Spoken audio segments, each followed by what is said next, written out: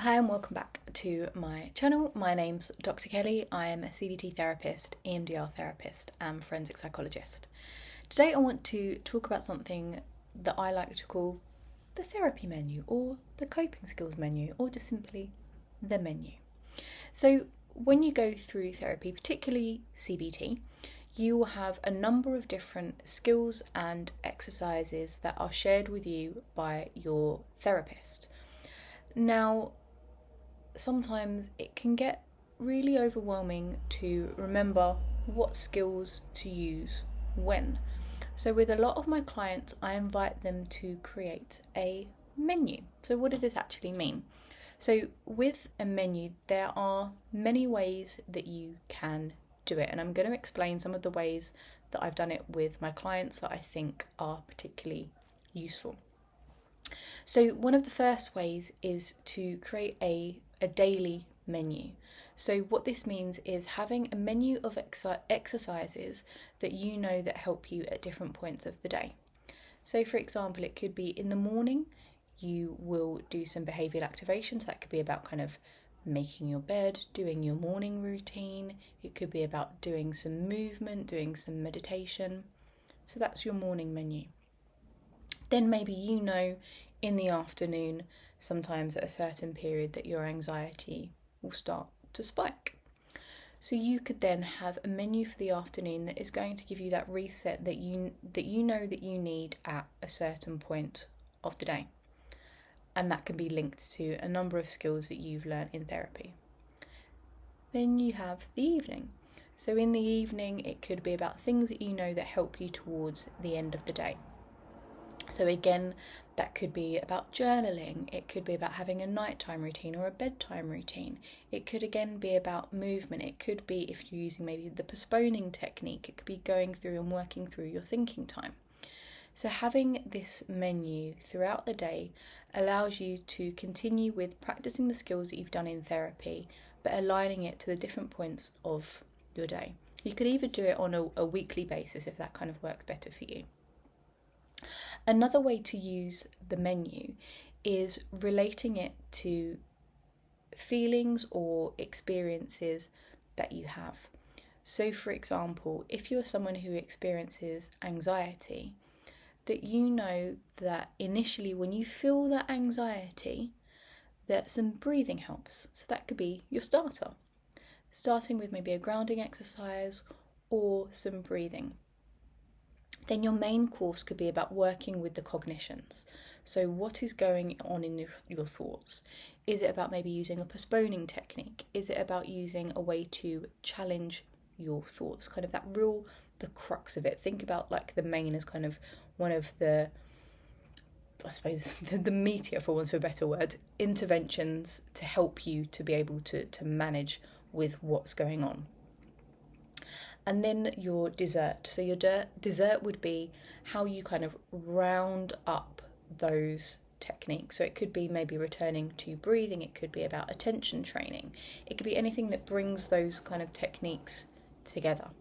So that could be used for a number of different areas. So whether it's anxiety, whether it's low mood, whether it is panic, whether it is OCD. Having that menu to help when the difficulties or the challenges arise can be really useful. And it could just be that you know maybe being in a certain environment could be particularly challenging for you. So having a menu maybe for social situations or maybe situations or around family or friends. So adapting, it doesn't have to be just related to your feelings, it could be related to the situation. But remember, the menu is for you. It's kind of how you ever see fit. And a bonus point of the menu is something that I've also spoken about in kind of this gold, silver and bronze way of looking at things.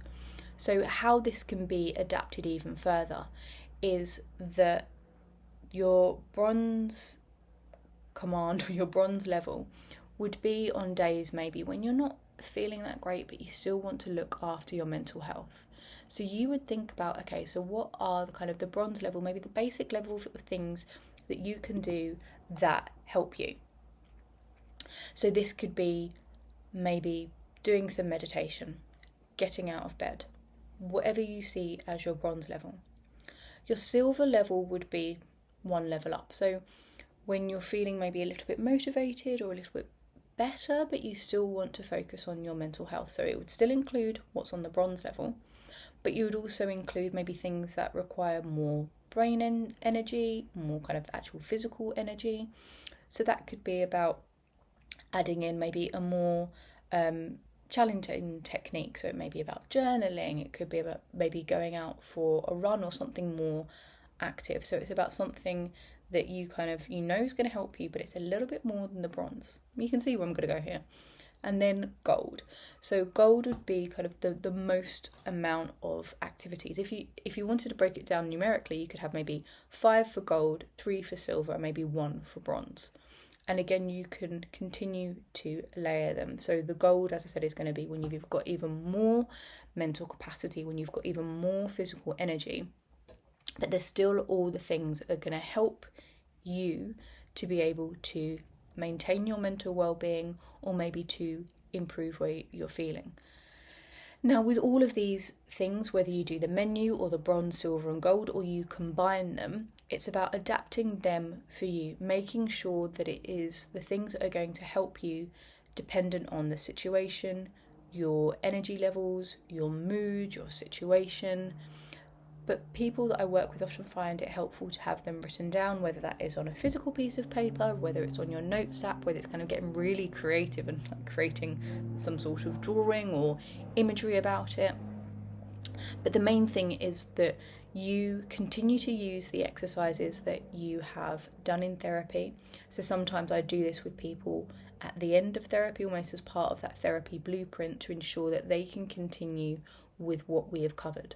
But for some other people, we do it as we're going through therapy. So they kind of create those habitual patterns of knowing what works for them, when and how they can use it.